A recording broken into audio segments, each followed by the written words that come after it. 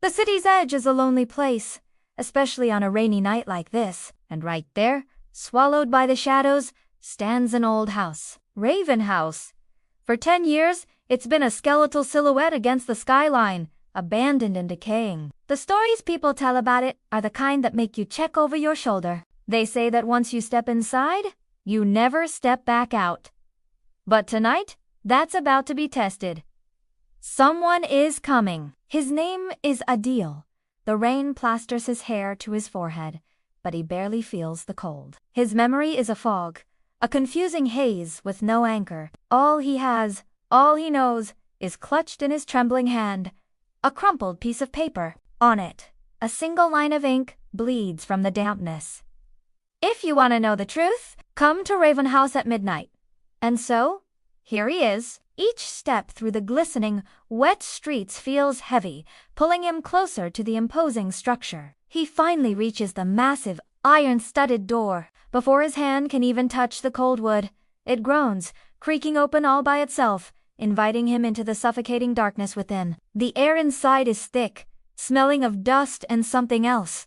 Something metallic and old. The only light comes from a single, dim, red bulb hanging from the ceiling, casting long, dancing shadows that look like grasping fingers. His eyes adjust, and he sees it. In the very center of the vast, empty room stands an old, ornate mirror. Its surface is clouded with age, but he can still make out his own form. He steps closer, peering at his reflection, trying to find a flicker of recognition in his own eyes. But then, something impossible happens. The man in the mirror smiles. It's a wide, predatory grin, and it isn't his. It's a stranger's smile on his own face. A soft, chilling voice slices through the silence from behind him. You don't remember, do you? Adil spins around, his heart hammering against his ribs. A woman is standing there. She's dressed in a long, white gown, her dark hair soaked and dripping onto the floorboards. Her face is a blur, indistinct and wavering in the dim red light. Who are you? Adil manages to ask, his voice a hoarse whisper. She takes a slow step closer, the sound of her wet dress dragging on the floor echoing in the cavernous room. I'm the one, she says, her voice dripping with a venomous calm. You killed. Adil recoils as if struck. The words don't make sense. That's a lie! I've never killed anyone. I don't even know who you are. A cold, mirthless smile plays on her blurry lips. Then why? She whispers, her voice seeming to come from all around him at once.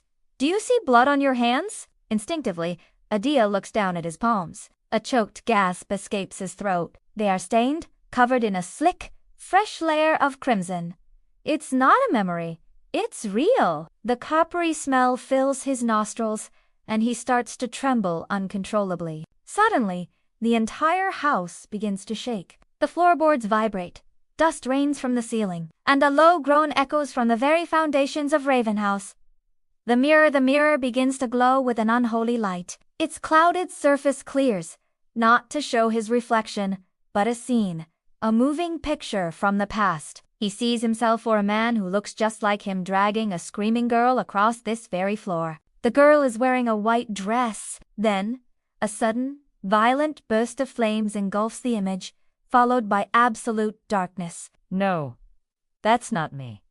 That's not real, Adil screams, clawing at his own head, trying to block out the horrifying vision. But the mirror lets out a high-pitched shriek, a sound like shattering glass and a human scream all at once, as if something deep inside it has just broken. The woman's voice echoes around him, filled with triumph and sorrow.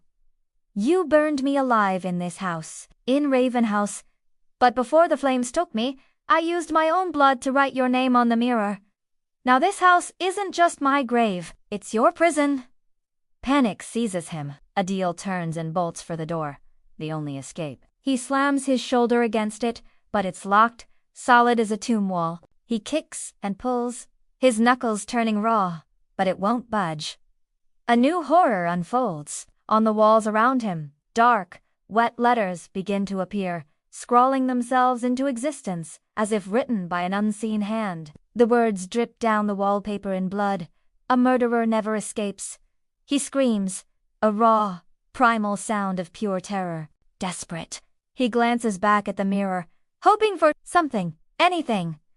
But the reflection isn't the woman anymore. It's him. But this version of him is standing inside the mirror, looking out, and he's smiling that same wicked, knowing smile from before. A prisoner looking at his jailer. No, this can't be happening. This can't be real. Adele whimpers, sinking to his knees. He shuts his eyes tight, praying for it all to disappear. And in that moment, everything goes utterly silent. The next morning, the sun rises on a quiet, peaceful Raven house. The police, called by a neighbor who heard screams, arrive to find the front door wide open.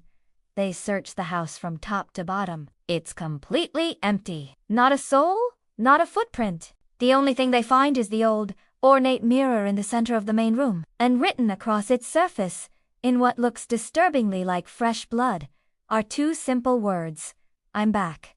Years passed. The legend of Raven House only grew, but eventually, people's memories faded, and a new family, unaware of the house's true history, moved in. They loved the old architecture, the sense of history, but they quickly noticed something strange about the antique mirror in the hall. Sometimes, they'd catch a glimpse of a man standing silently within the glass, just out of the corner of their eye.